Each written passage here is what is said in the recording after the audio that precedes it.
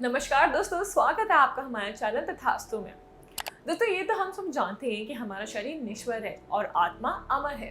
शरीर तो बस थोड़े समय के लिए ही होता है, लेकिन एक आत्मा शरीर से दूसरे शरीर में जाती रहती है। लेकिन क्या आप लोग जानते हैं कि आत्मा एक इंसान के जन्म से पहले और मरने के बाद कहाँ रहती है?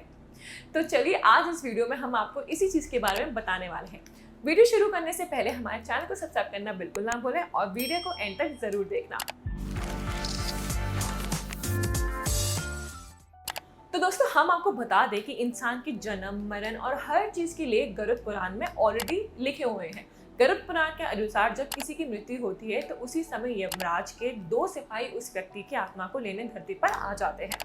फिर उसे ले जाकर यमराज के आगे पेश करा जाता है, जहां उसे अपने सभी अच्छे और बुरे कर्मों का हिसाब देना होता है। उसके बाद यमराज के दूत उसे वापस उस जगह पे छोड़ आते हैं जहां पर उस व्यक्ति की मृत्यु हुई होती है। फिर वो आत्मा उस स्थान पर 13 दिन तक रहती है और सारी विधि और रस्मों को पूरा होते हुए देखती भी है। 13 दिन बाद यमराज के दूत फिर से उस आत्मा को लेने आते हैं और दोस्तों, यहाँ से शुरू होती है एक आत्मा की असली परीक्षा। दोस्तों, जो बुरी आत्मा होती है ना, उससे फिर यम की बुरी नगरी यानी नर्क के दर्शन कराए जाते हैं। फिर उस आत्मा को कई दर्द भरे और कठिन रास्तों से गुजरना पड़ता है। वो सब उस आत्मा के लिए बहुत ही दर्दनाक होता है। गरुड़ पुराण के अनुसार उस रास्ते में एक आग की नदी आती है। जिस इंसान ने अपने जीवन में गाय का दान करा होता है ना, वो उस नदी को आराम से पार कर लेता है। लेकिन जिसने गाय का दान नहीं करा या फिर नहीं कर पाया, उसे उस नदी में बहुत बार गिरते हुए और दर्द सहते हुए जाना पड़ता है। और 17 दिन बाद उस नदी को पार करने के बाद वो आत्मा एक साफ जल वाली नदी के पास पहुंच जाती है। वहां वो आत्मा एक बरगद के पेड़ के नीचे आराम करती है और उस समय जो उसके घर परिवार वालों ने उसके लिए दान किया होता है वो उसको काम आता है, वो उसको लगता है और उसी से उस आत्मा को शक्ति मिलती है आगे के रास्ते पर खड़े उतरने के लिए।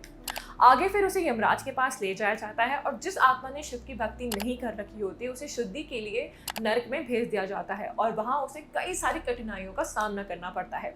उस आत्मा के साथ बहुत ही दर्द भरे सलूक होते हैं जो उसे सहन करने पड़ते हैं, लेकिन जो अच्छी आत्मा होती है उनके साथ ऐसा नहीं होता। गरुड़ पुराण के अनुसार जब एक इंसान की मृत्यु होती है जिसकी आत्मा अच्छी होती है तो उसके लिए रथ आता है और वह आत्मा उस रथ में बैठकर विष्णु लोक यानी बैकुंठ धाम चली जाती है। उसके बाद उसे फिर से जन्म लेने की भी जरूरत नहीं पड़ती और वो अच्छी आत्मा जन्म मरण के चक्कर से आजाद हो जाती है, अर्थात उन्हें मोक्ष की प्राप्ति हो जाती है। और बुरी कर्मों वाली आत्मा यही जन्म मरण के चक्कर में फंसी रहती है। ऐसी मान्यता भी है कि फिर से जन्म लेने से पहले ये आत्मा लोक में रहती है जहाँ इनके सारे कर्मों का हिसाब होता है। उसके बाद ये तय होता है कि इस आत्मा को कौन सी योनि में भेजना है। और फिर से जन्म लेने में भी जरूरी नहीं कि ये मनुष्य का ही जन्म ले।